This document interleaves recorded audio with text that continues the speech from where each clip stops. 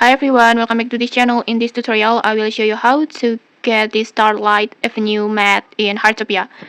So in this spring season, Hearttopia has a new event that called Dreamlight Cinematic, and at this event, it has a fashion wave store that in here you can buy the special items. One of them is Starlight Avenue mat like this.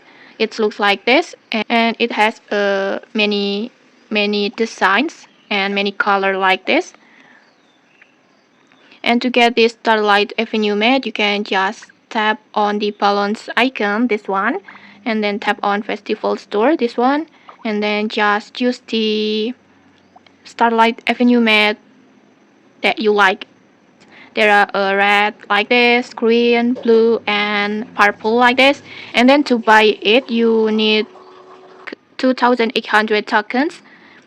And so make sure you have enough tokens, and once you have enough tokens, just tap on purchase like this, and then just tap on confirm.